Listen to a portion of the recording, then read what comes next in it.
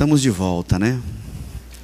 Estamos de volta, depois de finalizarmos o ciclo de 54 para-chotes, retornamos ao princípio, Bereshit, no princípio. É um grande momento, é extremamente importante. Nós acabamos o grande ciclo festivo, né? Nós passamos por Rosh Hashanah, passamos por Yom Kippur, Sukkot, também Shemini Atzeret, e também pela Simchat Torah, quando estivemos aqui na segunda-feira passada. Um período extremamente importante para todos nós. Os que não tiveram a oportunidade de participar conosco, façam de tudo para poder participar de todas as festas prescritas na palavra. E isso só vai fazer bem para cada um de nós. Não existe um risco de não ser bom. Não existe esse risco. Obedecer a Torá, obedecer os mandamentos do Eterno e respeitar as festas prescritas na palavra só nos trará bem. Não existe um risco de nos trazer algo que não seja bom. Talvez aos meus olhos eu não consiga perceber, mas aos olhos do Criador, com certeza, isso fará muito bem para todos nós. Primeiramente porque estaremos obedecendo. Não é o que a palavra nos diz? Querendo ou não querendo, nós precisamos obedecer. Querendo ou não querendo, vou repetir, estou repetindo, nós temos que obedecer. Então, como nós estamos hoje na primeira paraxá, Bereshit, no princípio, todos vocês estão cansados de ouvir a palavra planejamento, né? Então planejem durante o ciclo inteiro, olhem o calendário, onde tem cada festa, cada celebração, e já vá trabalhando na tua vida, no teu trabalho, no teu lar, para que quando chegar o momento você esteja preparado e possa participar conosco. Amém? Bereshit, os irmãos podem ir ali, Gênesis capítulo 1, versículo 1. Como eu disse, é uma grande oportunidade para nós fazermos o planejamento da nossa vida, né? Como diz aqui, ó, no princípio, versículo 1, criou Elohim os céus e a terra. É importante nós entendermos, irmãos, que como diz a palavra do Criador, nós vamos passar aqui um período de 54 porções. Se assim Adonai permitir, passaremos um período de 54 porções. E aí eu convido toda a casa a refletir na seguinte questão. No ciclo passado, onde eu, Ulisses, falando de mim, cada um pensa sobre si. Onde eu poderia ter feito mais? O que eu poderia ter estudado mais? O que eu poderia ter buscado mais para, como consequência, ser abençoado, como diz a palavra de Adonai? Se nós obedecermos, se nós seguirmos o que a palavra diz, abençoados seremos. Se nós não fizermos assim, não seremos abençoados. Então, para que chegue lá na frente, não corra o risco de eu questionar Adonai, por que isso não aconteceu na minha vida que eu gostaria? Ou aquilo que eu entendo que poderia ter acontecido não aconteceu? Para que esse risco não ocorra, vamos nós fazer a nossa parte e refletir o que no ciclo passado eu deixei a desejar, o que não esteve de acordo com o que Adonai nos ensina, e eu começo a fazer um trabalho aqui dentro de mim. Porque vários momentos aqui foi falado sobre o nosso templo, sobre a purificação desse templo. Vários momentos foi se falado sobre retirar de nós os ídolos que nos impedem de adorar melhor o Criador. Em vários momentos nos foi ensinado muita coisa que com certeza em algum momento nesse novo ciclo novamente serão repetidos aqui. Por que será repetido aqui? Os irmãos têm noção? O silêncio não vale. Porque nós erramos o tempo todo, nós esquecemos o tempo todo, nós ficamos o tempo todo olhando para a nossa vontade. E aí o que acontece? Adonai não criou o ciclo, retorna ao início, e retorna ao início, Ele não fez isso porque nós somos perfeitos. Ele sabe o quanto nós somos pecadores, o quanto nós erramos, e quanto eu estou e nós estamos suscetíveis a olhar para o lado direito ou para o lado esquerdo e me desviar do propósito dele. Então ele vai fazendo ciclo após ciclo. O ano passado eu achei que fui eu que ensinei Bereshit, não tenho certeza. Fui eu? Tem certeza? Eu não tenho essa certeza. Pastora, fui eu o ano passado? Eu também não lembro, para você ter uma ideia, eu não lembro se fui eu. Não estou brincando não, irmãos, eu não lembro se fui eu. Eu acho que sim. Eles estão dizendo que sim. Eu não me recordo. Isso só tem um ano atrás. E eu não estou brincando, eu não lembro, de verdade, de coração. Eu até busquei, estudando lá, se eu achava alguma coisa escrita, eu não achei. Para se ter uma ideia. Então, nós temos esse problema, nós somos assim. Por quê? Por culpa de nós mesmos. Como nos foi ensinado, nós, a humanidade, o ser humano, teve toda a oportunidade de viver uma vida maravilhosa ao lado do Criador. Nos foi ensinado, nos foi mostrado. E aqui na Parashá Bereshit, nós vamos ver a criação do terroso, como o Léo costuma falar. Depois das suas costelas saiu a mulher. Toda a criação é feita aqui, e a queda do próprio homem. Se não houvesse essa queda, nós estaríamos como hoje, Léo? Mas Adonai, como o Léo também nos ensinou, sabendo que o Adão ia pecar juntamente com Eva, mesmo assim, ele os criou. Ou vocês têm dúvida que Adonai criou Adão e Eva e tudo que criou, e não sabia que ele ia errar, que eles iam errar? Vocês têm dúvida disso? Vocês têm dúvida disso? Então falem não. Não há. Não há. Porque se eu falo o tempo todo que ele é onipresente, onipotente, ele é o criador do céu e da terra, ele me dá, ele me tira, ele pode, ele não, quando não quer, não faz. Eu não posso duvidar disso. Ele já sabia de tudo muito antes de fazer tudo o que aconteceu aqui. Então é uma grande oportunidade para nós refletirmos dentro de cada um de nós sobre esse recomeço. Não como muitos, e eu inclusive, quando fala, vou começar tal dia a academia, e não começo nunca. É um exemplo. Vou fazer isso, vou reconciliar-me com a minha família, porque no ciclo passado eu briguei com meu pai e tive um ano muito perturbado, porque eu tive essa confusão. Estou dando um exemplo, tá? Tive essa confusão com meu pai. Não, mas quando o próximo ciclo eu tenho fé no Criador, que Ele há de me ajudar. Ele vai te ajudar e vai me ajudar, mas eu tenho que fazer a minha parte. Não adianta eu olhar para Bereshit, passar mais um ciclo, chegar no final do ano, né, correndo um risco tremendo do meu nome não ser escrito no livro da vida, correndo um risco enorme, mesmo após a oportunidade, 10 dias depois, de ser selado o meu nome no livro da vida. Eu posso recomeçar a partir deste momento, a fazer uma diferença na minha própria vida. E eu fazendo a diferença na minha própria vida, sem que eu perceba, eu vou estar fazendo a diferença na vida dos que estão à minha volta. Porque eu passo a ser muito mais obediente, os outros percebem, essa pessoa é muito obediente. Eu passo a ser uma pessoa muito mais educada, muito mais paciente, uma pessoa que proclama muito mais o nome do Criador, às vezes até sem perceber, sem intenção alguma de querer mostrar isso. Naturalmente eu vou estar fazendo bem a todos que estão à minha volta, sem que eu faça isso sem interesse próprio. Se eu não tenho interesse próprio de querer fazer para que eu seja recompensado pelo olhar, pelo falar de alguém, eu preciso fazer porque eu quero transformar isso aqui, esse templo aqui, quero purificá-lo, quero limpá-lo, quero verdadeiramente mudar a minha vida, ser diferente do que foi no ciclo passado. Para quando chegar lá na frente, quando nós estivermos ali em Rosh Hashanah, sim, vou pedir perdão ao Criador pelos meus pecados, porque eu vou pecar. Eu já sei disso.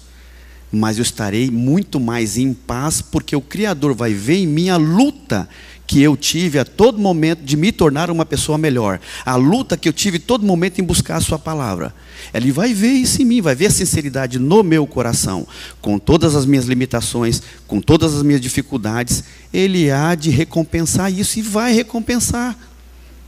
Ele já nos recompensa todos os dias, correto? E qual é a maior recompensa que Ele nos dá todos os dias sem nós merecermos? Exato, eu falo isso sempre, já repararam?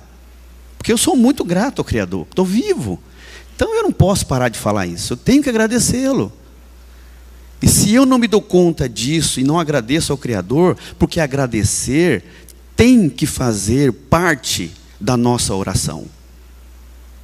Não é só pedir, pedir, pedir, pedir, pedir. Agradecer tem que fazer parte da nossa oração ao Criador. Agradecer pela sua palavra, agradecer pelo seu Filho amado que veio, Yeshua HaMashiach, o nosso líder, o nosso mestre, que há de retornar, sim. Agradecer por essa oportunidade que Ele nos mostrou e nos ensina qual caminho que nós devemos seguir e também qual que nós não devemos seguir. E eu não tinha preparado nada e estou falando isso. Amém. Amém. Amém. E aí, o interessante, irmãos, vocês se deram conta do que aconteceu aqui no 7º dia de Sucote? Vocês não se deram conta? Quem estava e quem nos acompanhou pela internet?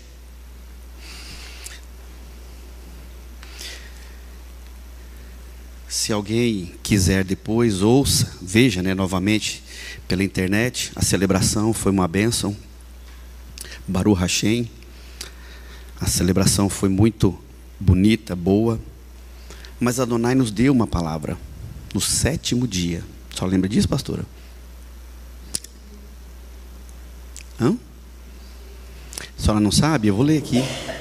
Eu tenho conteúdo aqui. Eu fiz questão de, novamente, ouvir. Misericórdia, já se foram 20 minutos.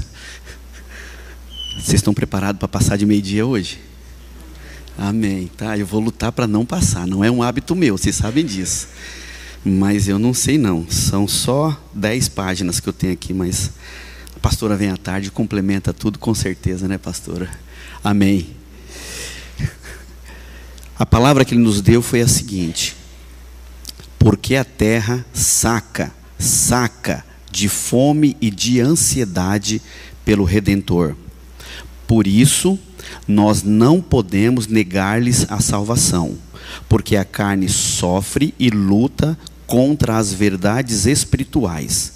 Por isso, nós temos que dar a eles a posse, a herança que Adonai tanto tem prometido. Levem onde vocês puderem as minhas súplicas e o meu clamor, para que eles retornem para mim. Amanhã ou hoje, vocês verão algo daqueles que foram roubados, daqueles que foram retirados de suas casas, retornarem sãos e salvos, salvos da mão do inimigo. O mundo verá, abra o caminho para eles. Tirem todas as pedras e dificuldades através da súplica e do clamor, para que o meu povo passe com liberdade e para que a paz seja estabelecida sobre eles. Assim, Adonai será glorificado e exaltado sobre a terra, para que eles tomem posse do direito que lhes pertence. Essa foi a palavra que Adonai nos entregou aqui no 7º dia da festa de Sucote. E é uma palavra extremamente importante, porque quando nós vemos Bereshit, o Eterno ali cria, organiza, separa e dá início ao seu propósito novamente. Então não é coincidência nós recebermos uma palavra como essa, nesse momento, às portas de um recomeço, às portas de Bereshit. Não é simples, nós precisamos ficar atentos com relação a isso. Porque a terra saca saca. E eu fui procurar o que significa saca. Não é saca, por exemplo, de sacar rolha, por exemplo, saca rolha, ou seja lá o que for. Saca significa fome muito grande e insaciável. Então, se eu trocar saca, porque a terra está com muita fome, ou com fome muito grande e insaciável, e ele repete 2 vezes a palavra saca, de fome e de ansiedade pelo Redentor. E aí nós olhamos, será que o povo está mesmo com fome? É uma dúvida que nós temos, né? Porque nós temos aqui na Assembleia, talvez aqui 150 pessoas, eu não sei, e nós não temos noção no dia a dia se o povo clama mesmo, se o povo está com essa fome. E como foi informado aqui, quando teve o período das orações dos homens aqui, quase 9.000 pessoas assistindo pela internet. A fome está grande. E quem somos nós? Uma comunidade desse tamaninho. Uma comunidade desse tamaninho. Quase 9.000 pessoas acompanhando, olhando, assistindo a oração. E outra, irmãos, prestem atenção. A oração, para quem assiste, não é aquela coisa pirotécnica, aquela luz maravilhosa que chama atenção e encanta. Não, é algo, teu irmão orando, algo muito simples. O irmão orando, clamando, daí 1 hora, um outro orando e clamando. Não tem nada aqui para encantar os olhos, não tem nada, nada. Uma oração, o jejum que os homens passaram aqui, um período de 24 horas.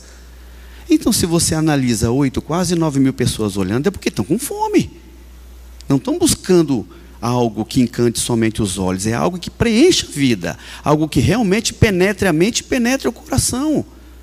Porque quando a gente olha para o mundo está como foi antes da criação, sem forma e vazio, totalmente perdido. O mundo hoje está assim, lá fora está assim. Então o povo clama, e é uma responsabilidade nossa estarmos atentos a isso. Totalmente atento a isso. Quando ele fala, porque a terra saca de fome. E aí nós podemos olhar ali em Amós capítulo 8, salvo engano, a senhora leu isso semana passada, pastora? Foi essa passagem que a senhora leu? Amós capítulo 8? Não, né? Oi? Ela leu Amós 9, né? Amós capítulo 8, gostaria que vocês fossem comigo lá.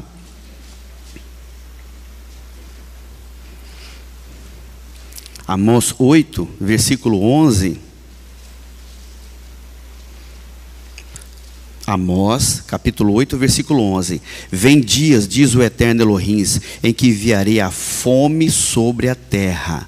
Não fome de pão, nem sede de água, mas de ouvir as palavras do Eterno. Andarão errantes de mar a mar, do norte até o oriente, correrão por toda a parte, buscando a palavra do Criador, palavra do Eterno, e não a acharão. Naquele dia, as jovens formosas e os rapazes desmaiarão de sede. Desmaiarão de sede. Os que juram pela vergonha de Samaria, ou dizem, tão certo como vive o teu Deus, ó Dan, e tão certo como vive o Deus de Berseba, esses mesmos cairão, não se levantarão mais. Não se levantarão mais. O mundo hoje reflete o mesmo estado de vazio inicial, antes que a luz fosse pronunciada. Mas o Eterno está novamente liberando sua palavra criadora, e essa fome da terra é o sinal de que a luz da redenção está prestes a se manifestar. Amém? Quando eu vou para a segunda parte ali, por isso nós não podemos negar-lhes a salvação. Nós não podemos negar a salvação. O Eterno está nos convocando a não reter a luz, a não guardar o conhecimento apenas para nós mesmos. É algo que também vem constantemente batendo nessa casa, né? Eu me lembro que há muitos anos, não sei se muitos anos, mas há alguns bons anos, vou usar o termo, o antigo time que existia aqui na casa, né? Resistia muito a nós sairmos desse muro. Os mais antigos lembram disso, ou não? Existia uma resistência, como teve a resistência, e infelizmente, verdade seja dita, até hoje alguns ainda têm essa resistência à associação, à LFBT. Infelizmente ainda tem. Alguns ainda têm. Essa resistência existia lá atrás, hoje bem menos. Por que bem menos? Porque ela mostrou que nós estamos alcançando, através de uma comida física, outras pessoas, através de uma música que penetra o ouvido e pode mexer a sua mente e seu coração em vários momentos. Nós não podemos ficar a palavra, ele falou isso aqui, ó, por isso nós não podemos negar, perdão, é isso mesmo, negar-lhes a salvação. Nós temos que passar desse muro aqui e caminhar forte. Isaías 62, versículo 10, 11, eu não preciso ir lá comigo não. Passai, passai pelas portas, preparai o caminho. Em Daniel 12, versículo 3, os que conduzem muitos à justiça brilharão como as estrelas para sempre. Interessante, né? Quando nos foi apresentado o plano de salvação, eu estava refletindo nos momentos que eu tive a oportunidade de ouvir, tanto do Leomar, da pastora. E quando a gente começa a entender isso, né, e eu vinha refletindo do princípio que nós estamos agora, passamos ali pelo princípio, aí vem Abraão, Isaac, Jacó, depois vem José, o povo vai para o Egito, é retirado com mão forte, aí vem aquele grande profeta, como a pastora nos ensinou semana passada, o único da sua envergadura. Todos os profetas tiveram uma grande importância e tem na nossa vida até hoje, mas como Moisés nos foi ensinado, não houve. Aí vem ali Moisés, caminhando, levando o povo, e lá na frente nós temos o nosso chefe, Yeshua HaMashiach. E nós vamos falar uma questãozinha aqui um pouco mais à frente, que irmãos, se alguém ainda tem dúvida, que a palavra que começa em Bereshit 1, versículo 1, eu vou até lá, quantos versículos tem o capítulo 22 de Apocalipse, que é o último, né? Tem quanto? Eu não lembro agora. Até o último versículo de Apocalipse, pronto.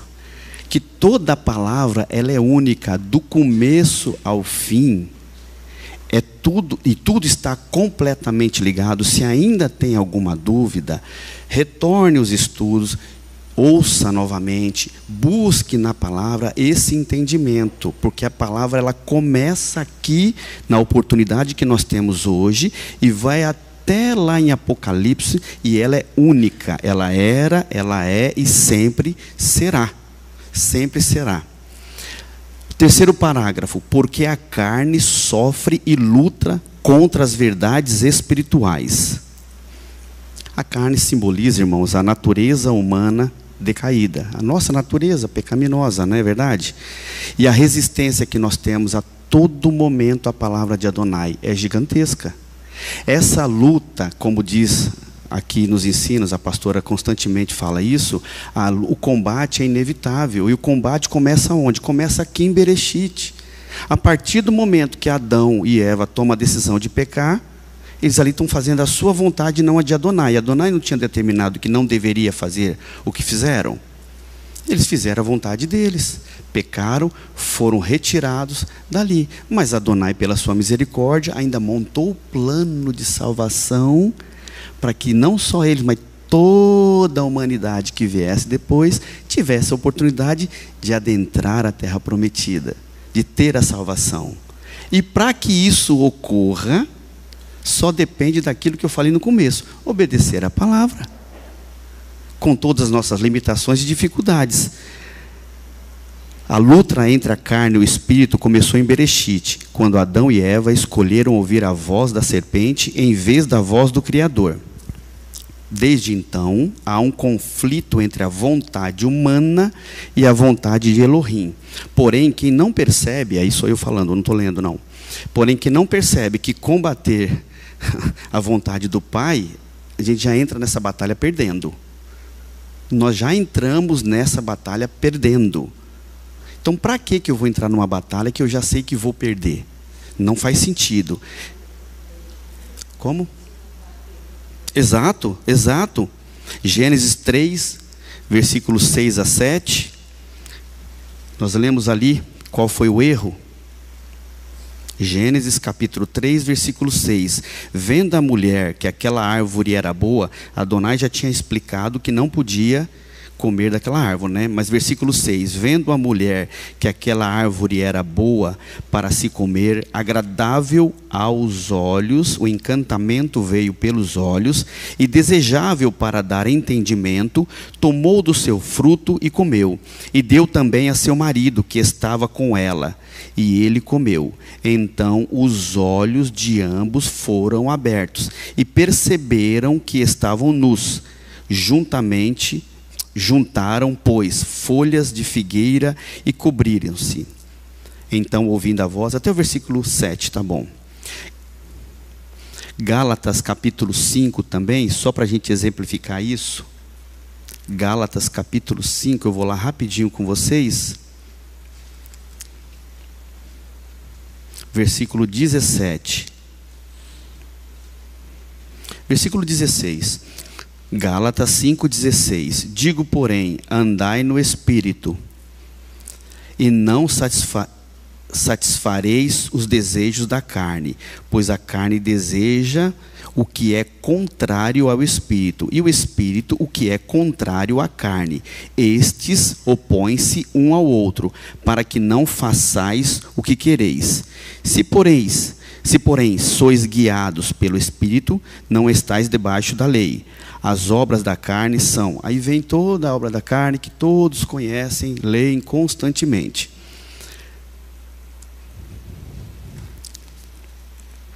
Quatro. Por isso, nós temos que dar a eles a posse, a herança que tanto Adonai tem prometido.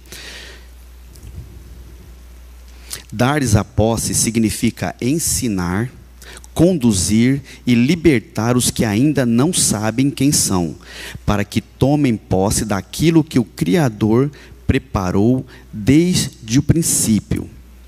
O Criador preparou desde o princípio. O homem, irmãos, foi criado para governar, como está ali, em Gênesis capítulo 1, versículo 28. Que ele dominasse sobre todas as coisas. A gente lê a respeito disso, né? Mas qual o objetivo do homem para ele dominar? Ele tem que saber que ele precisa dominar com justiça e para refletir o caráter do Criador. Dominar com justiça para refletir o caráter do Criador. Jeremias 31, do versículo 31 ao 33. Vamos ler também lá. Jeremias 31.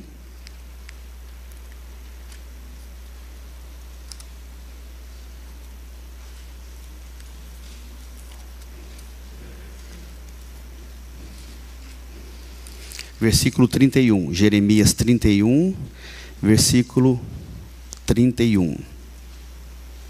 Vem dias, diz o Eterno, em que farei uma aliança nova, com a casa de Israel e com a casa de Judá, não conforme a aliança que fiz com seus pais, no dia em que os tomei pela mão, para os tirar da terra do Egito, porque eles invalidaram a minha aliança, apesar de eu os haver desposado, diz o Eterno. Versículo 33. Esta, porém, é a aliança que farei com a casa de Israel, depois daqueles dias, diz o Eterno. Porei a minha Torá no seu interior, e a escreverei no seu coração. Eu serei o seu Deus. Por isso nós temos que dar a eles a posse, a herança que tanto Adonai tem prometido. Quer levar para fora, quer ensinar, conduzir, ajudar a se libertarem. Levem onde vocês puderem as minhas súplicas e o meu clamor, para que eles retornem para mim.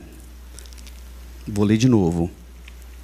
Levem onde vocês puderem as minhas súplicas e o meu clamor, para que eles retornem para mim. Levar as súplicas aqui, irmão, significa carregar a dor do pai, do Criador, intercedendo pelos afastados e pedindo que retornem à aliança. Vou repetir: levar as súplicas significa carregar a dor do Pai, intercedendo pelos afastados e pedindo que retornem à aliança.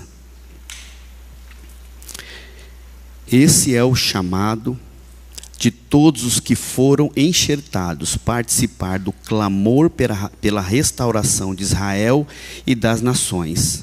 Isaías 65, a gente lê: a quem enviarei? Eis-me aqui, envia-me a mim.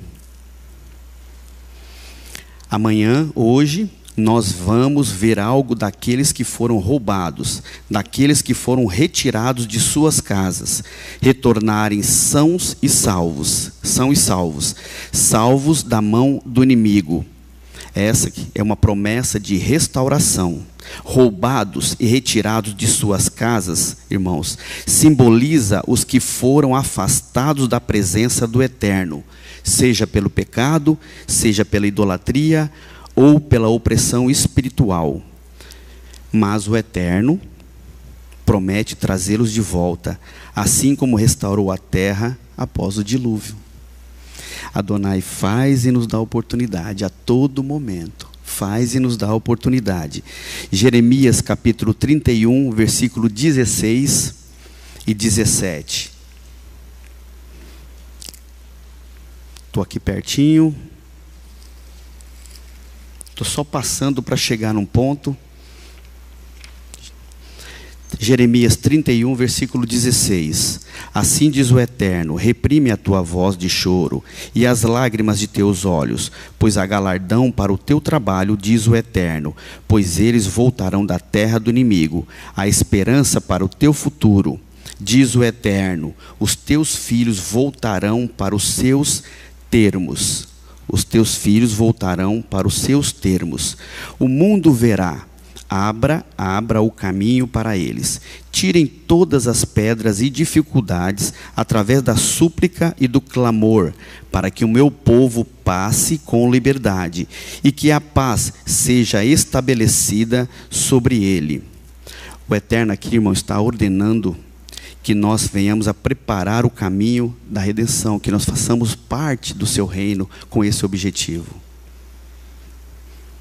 Tirar as pedras é remover os obstáculos espirituais, como por exemplo o orgulho, a incredulidade, divisão, medo. E como nós podemos fazer isso? Uma das formas, além de levar a palavra, é a oração, porque através da oração e do clamor abrimos o caminho para que a luz da Torá e o Espírito do Eterno guiem o retorno de seus filhos. Aí nós vamos ali em Isaías 57, do 13 ao 21.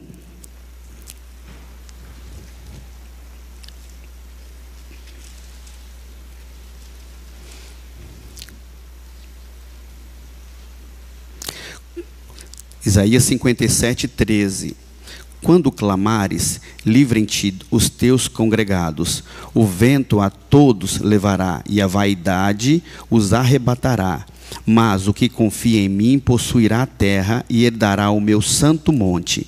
E se dirá: aplainai, aplainai, preparai o caminho, tirai os tropeços do caminho do meu povo, porque assim diz o alto, o sublime, que habita na eternidade, e cujo nome é santo, no alto e santo lugar habito, e também com o contrito e abatido de espírito, para vivificar o espírito dos abatidos e vivificar o coração dos contritos. Não contenderei para sempre, nem continuamente me indignarei, pois o espírito do homem se enfraqueceria perante a minha face. O fôlego do homem que eu criei, por causa da iníqua cobiça, me indignei. Eu castiguei e escondi a minha face, indignei-me, mas rebelde seguiu ele o caminho do seu coração. Eu falei até com o versículo 21. Eu vi os seus caminhos, mas o sararei. Eu o guiarei e lhe tornarei a dar consolo, criando louvor nos lábios dos pranteadores de Israel. Paz paz para os que estão longe e para os que estão perto, diz o Eterno, e eu sararei. Os ímpios, porém, são como o mar agitado, que não se pode aquietar, cujas águas lançam de si lama e lodo. Para os ímpios, diz o meu Elohim, não há paz. Para os ímpios, não há paz. Ulisses, às vezes eu fico me perguntando, qual é o problema conosco? É muito grave desse anúncio da salvação que Adonai está cobrando fisicamente, num término de um ciclo. Ele vem cobrando essa questão de anúncio da palavra a outros. Por que há tanta resistência? A congregação silenciosa, ela não se manifesta, porque falta salvação dentro da própria casa. Por isso, eu estou vendo você falar e todo mundo quietinho, falta salvação aqui mesmo. Quando nós compreendermos isso, nós levaremos a palavra a outros.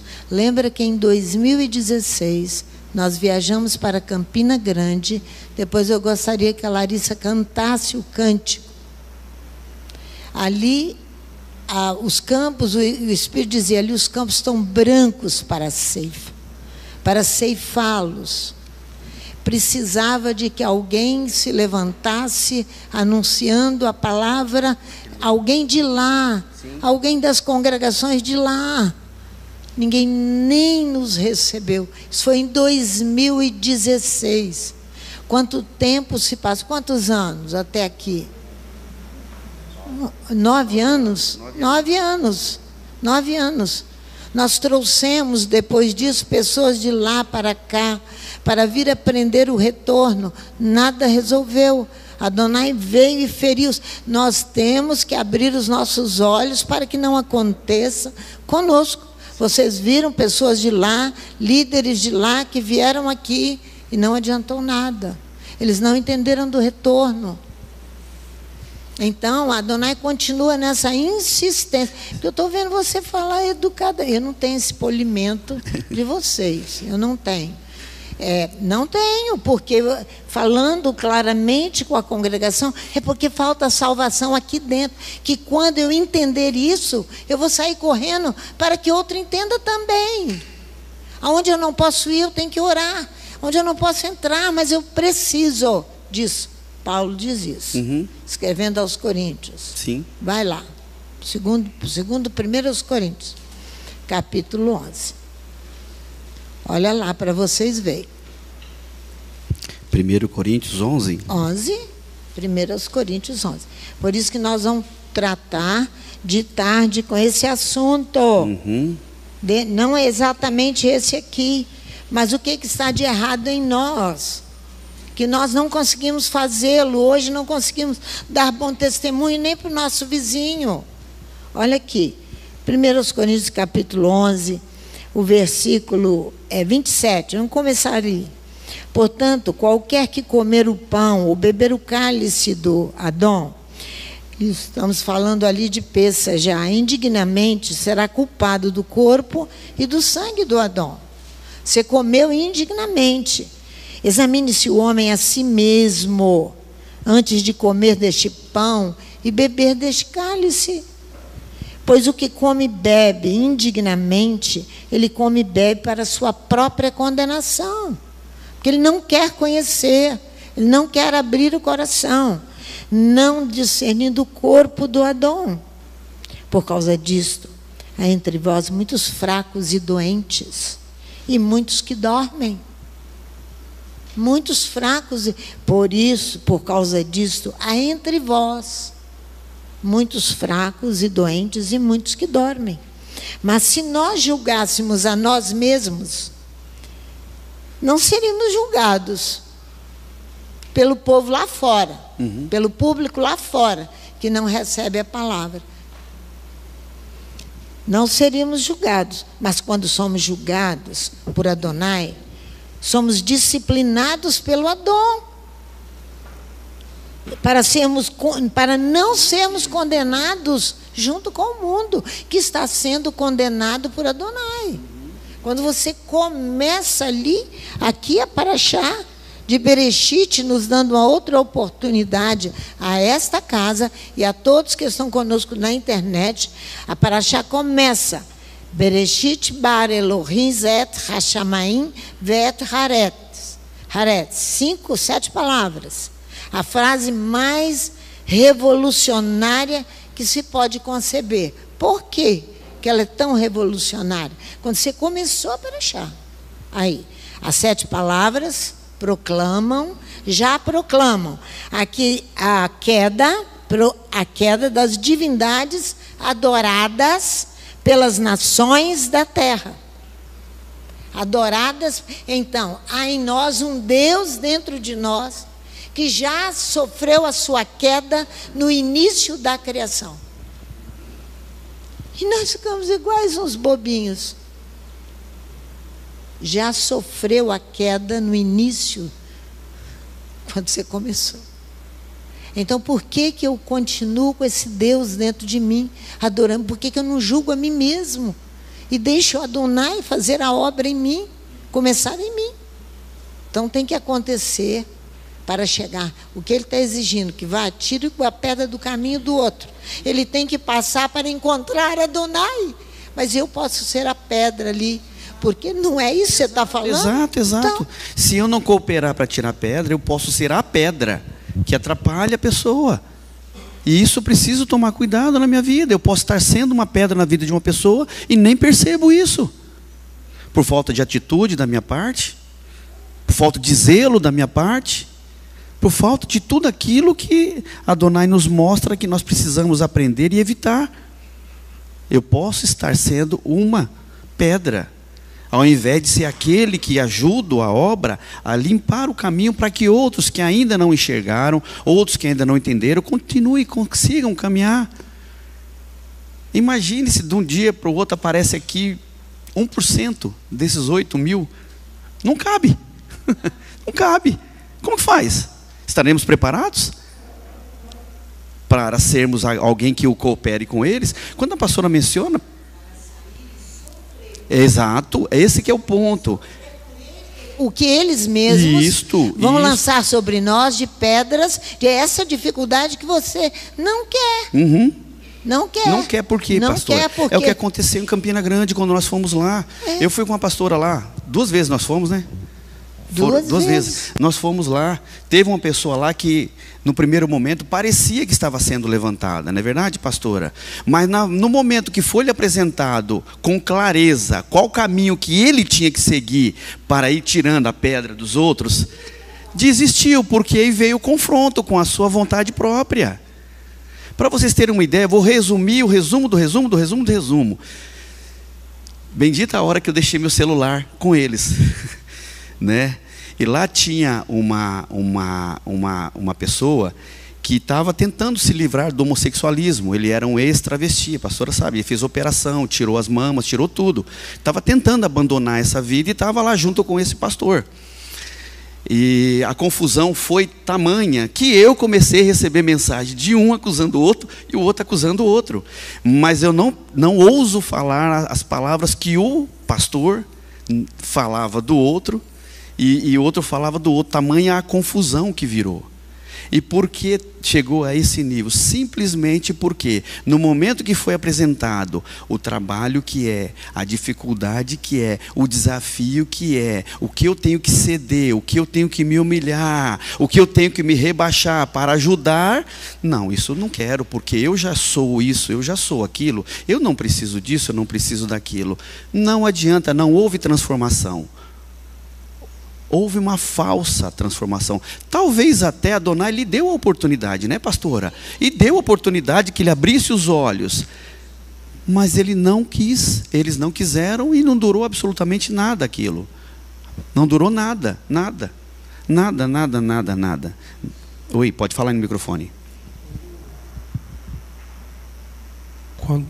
Quando você voltou na palavra do Eterno do dia 7 de Sukkot, acho que foi um dia ou 2 depois que eu fui conversar com a senhora sobre a palavra que ele falou, eu acho. Ele diz saca, saca, né? 2 vezes.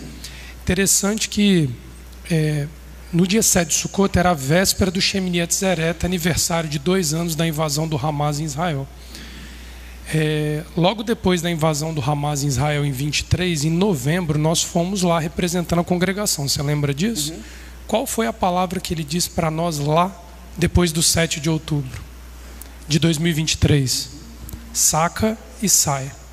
A mesma palavra que ele deu início, 2 anos depois, ele retorna com a situação. Ele usou a mesma palavra.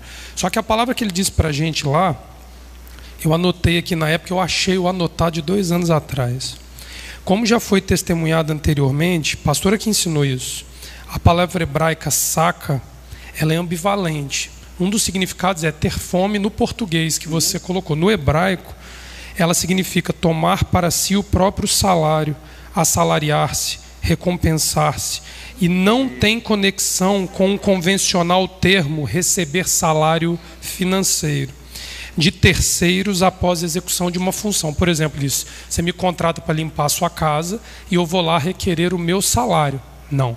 Você trabalha e você requer de Elohim o seu próprio salário. Não é de um terceiro, é do próprio Criador que te dá força para que o seu salário venha pela força da sua própria mão. Isso ele disse para nós. Assim fez o patriarca Jacó quando botou o nome do filho Issacar, porque Adonai me assalariou. Lia declara que quando vem um filho, ele me recompensou. Mas o que? Foi o trabalho dela, como mulher, como esposa ali que fez. Algo chama a nossa atenção quando retornamos para a Vitória. O Eterno revela que a torre do rebanho seria o espaço separado dentro da própria casa e além disso, ao invés de ser um local elevado como uma torre física, seria o oposto, uma construção em sentido para baixo, escondida, não exposta à vista de quem frequenta o local. Podemos entender que se trata de uma torre separada por Elohim, destinada a nós, nos mesmos moldes que o profeta Zacarias declarou a respeito da casa de Davi, que sua glória não seria imposta sobre a casa de Judá. Ou seja, cada pessoa, que você falou, cada pessoa que assumir para si o benefício oriundo da torre do rebanho, deve entender que ao nos fazer descer e nos esconder neste local, estamos sendo vistos e observados pelo pastor dono da torre, o nosso Elohim. Ele há 2 anos falou que quem quiser endireitar o caminho, para não ser pedra, para que o outro não receba, precisa descer, se abaixar, porque você assim buscará o seu próprio salário. A salvação, a vida eterna vai ser a obra da sua própria do seu próprio trabalho, do seu próprio esforço, isso. Não requerendo de outro um salário seu. Abaixar-se. Tem que se abaixar. Amém, amém, amém. E o último parágrafo ele diz: e assim Adonai será glorificado e exaltado sobre a terra, para que eles tomem posse do direito que eles têm. Tomar posse do direito significa, irmãos, receber de volta a posição de filhos e herdeiros da promessa feita a Abraão, Isaque e Jacó. Exatamente, exatamente. Adonai nos entrega a Torá. E é importante, se alguém ainda tem dúvida, né, de alguma coisa, porque o Léo, salvo engano, Leonardo Gama ensinou aqui, e é muito verdade. Os que nasceram na casa, nasceram dentro dessa casa, não têm a dificuldade que nós temos, nós que viemos para aqui, que nós que abandonamos uma velha pátria, correto? Ou seja, limpar a minha mente, limpar o meu coração de tudo aquilo que foi inserido na minha mente ao longo de anos e anos, não é simples. Exige um esforço muito grande da minha parte, uma busca muito grande. Não é simples. Não é simples, não é estalar o dedo e achar que eu vou compreender e vou mudar. Por quê? Como nós dissemos lá no começo e dissemos novamente, a luta é constante. Porque a partir do momento que me foi imputado aquele monte de ideias, conceitos tendenciosos, obviamente, tirar isso da minha cabeça não é simples. Por quê? Porque tirar muitos destes pensamentos vai contra uma vontade que eu tenho. vai contra um desejo que eu, como ser humano, acho confortável. Eu, como ser humano, acho gostoso, acho que me satisfaz e me traz uma falsa ilusão de que realmente eu estou no caminho certo.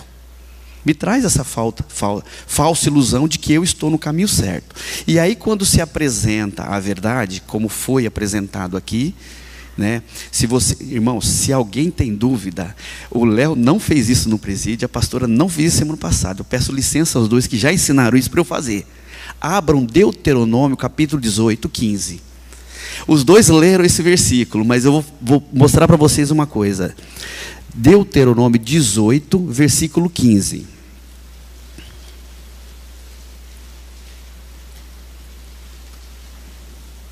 Quando o Léo apresentou o plano lá no presídio, foi bem interessante. 18, versículo 15. Olha o que Moisés está falando aqui. Leem comigo, por favor. Eu quero que vocês leiam. O que está escrito aqui? Vamos lá? O Eterno, o teu Elohim, te levantará um profeta como eu do meio de teus irmãos. A ele ouvirás. Agora, por favor, vão comigo lá em João. Ler o que Yeshua fala. Se alguém ainda tem dúvida, não tenha. Hã? Não entendi. João 5, não falei não? Ah, desculpa, é João 5. Perdão, eu pensei que tinha falado. João 5. Mais claro do que isso, eu não consigo. A senhora consegue? Eu não consigo.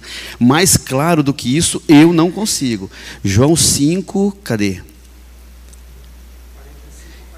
Isso, João 5, 45 ao 47. Leem comigo, por favor. É o que Yeshua fala. Não penseis que eu vos acusarei perante o Pai. Quem vos acusa é Moisés, em quem esperais. Se cresceis em Moisés, creríeis também em mim, pois ele escreveu a meu respeito. Se, porém, não credes nos seus escritos, como crereis nas minhas palavras? Mais claro do que isso é impossível. A Torá é uma coisa só, do começo ao fim. Não existe separação, obrigado. Não existe a separação que o mundo cristão imputa. Que Yeshua veio para romper, apagar o passado. Não existe isso. Não existe. Eu não consigo ser mais claro e mostrar para vocês aqui Moisés falando daquele que viria e Yeshua falando de Moisés, está na palavra. E o interessante, irmãos, que aí entra no tema que eu queria muito falar com vocês. A Torá não significa lei, mas instrução divina, ensinamento do Criador para conduzir seu povo no caminho da vida. A Torá é a vontade do Pai revelada ao homem. Ok? Isso a gente já sabe. Moisés foi o canal da Torá escrita. E Yeshua, a Torá viva. O exemplo perfeito de obediência e vontade do Pai, do Criador. Aí nós lemos aqui. Moisés preparou o caminho e Yeshua o percorreu em toda fidelidade ao Pai. E quando nós vamos na Brit Hadashah, que é João capítulo 1, vão lá comigo? João capítulo 1. João retoma essa linguagem para afirmar que a mesma graça e verdade que o Eterno revelou no Sinai, agora se manifestam de forma completa por meio de seu Filho Yeshua, que reflete perfeitamente o caráter do Criador, o caráter do Pai.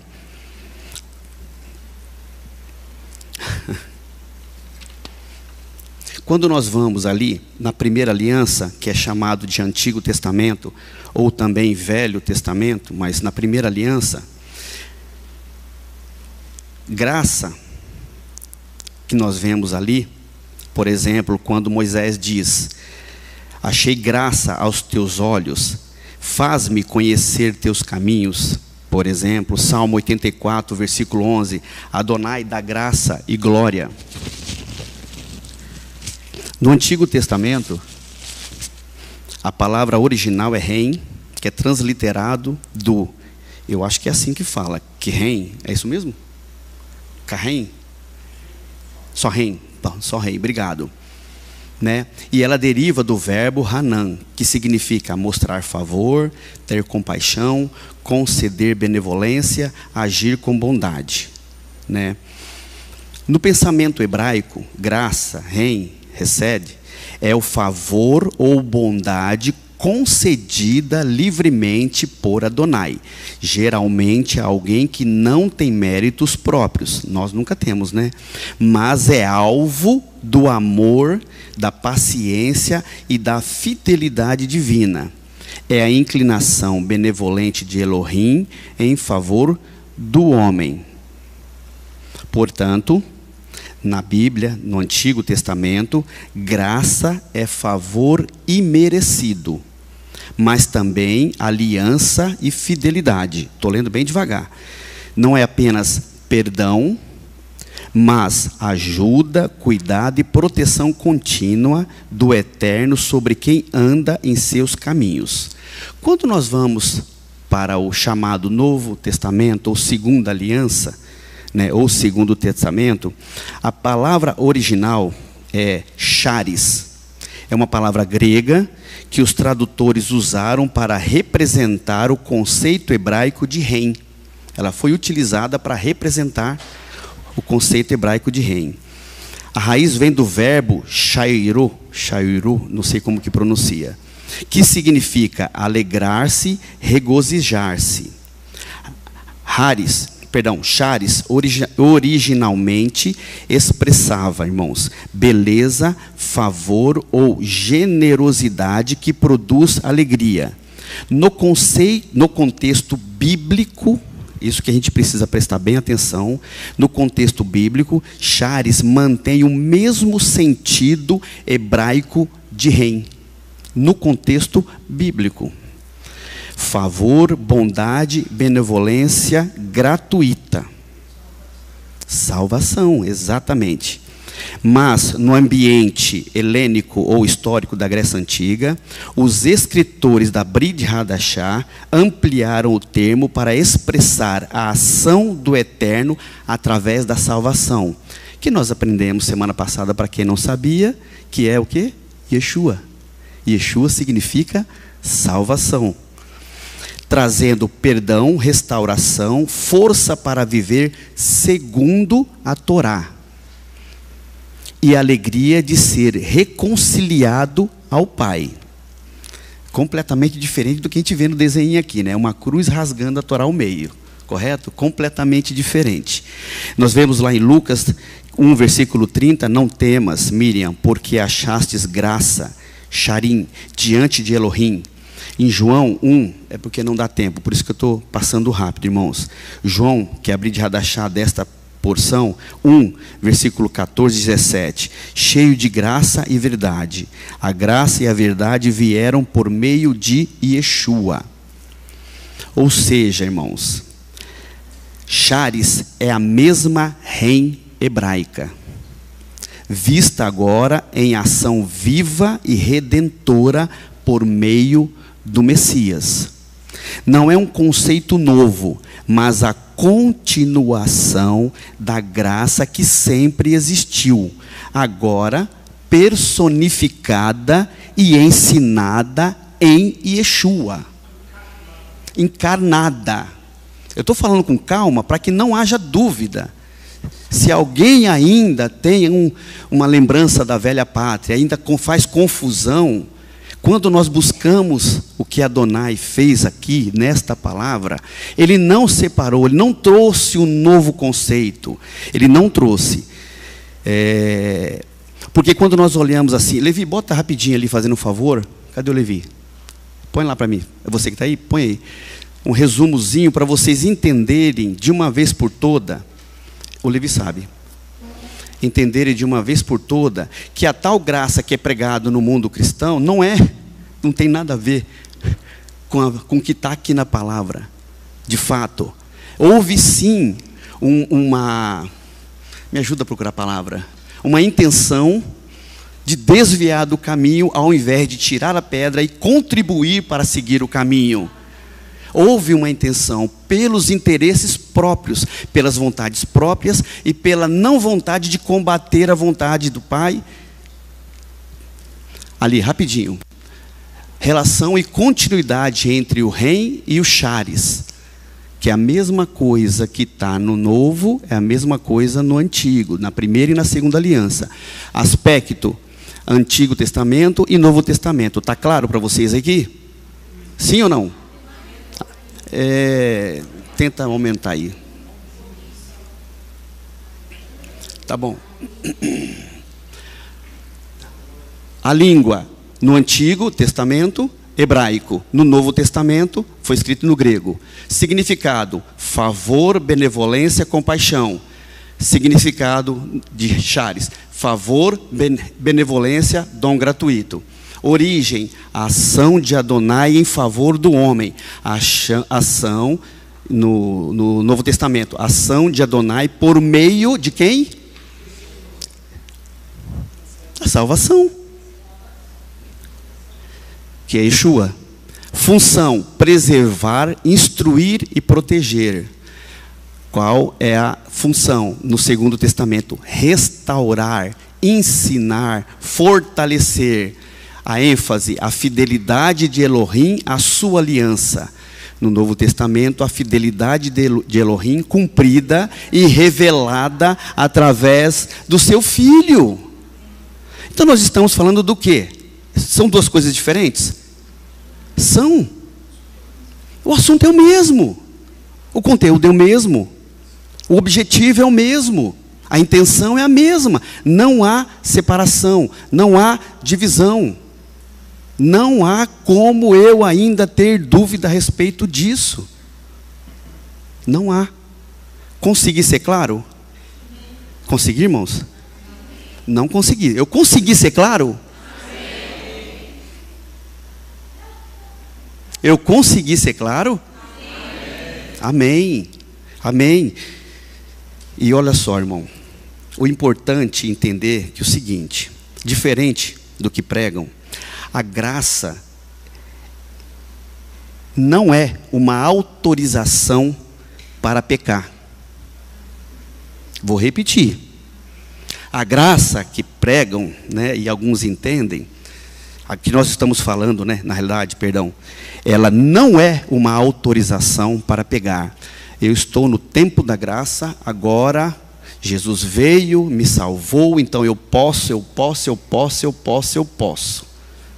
Não é isso que a palavra nos ensina, né?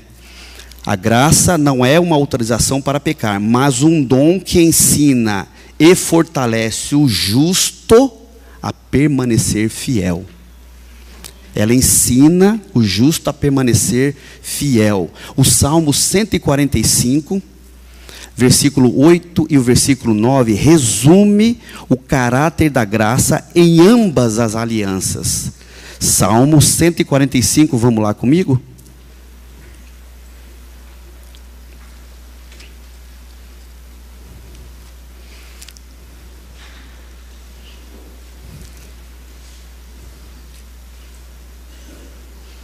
Nossa, como melhorou quando a gente colocou esse ar-condicionado, né?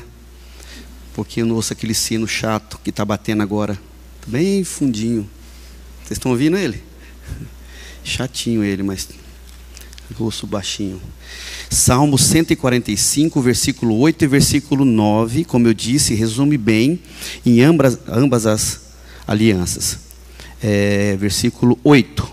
Piedoso e benigno é o Eterno, tardio em irar-se e grande em amor. O Eterno é bom para todos, tem compaixão de todas as tuas obras.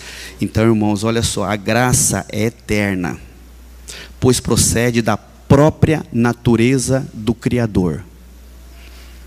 O que muda do Primeiro Testamento para o Segundo Testamento não é o significado, não é, mas a manifestação.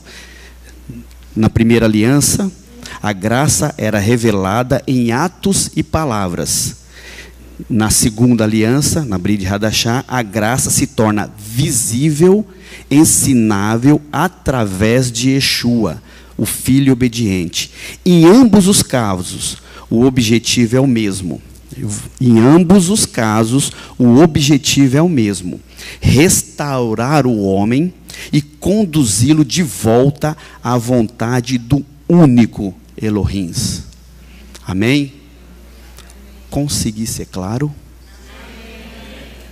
Amém. Que Adonai nos abençoe. Amém?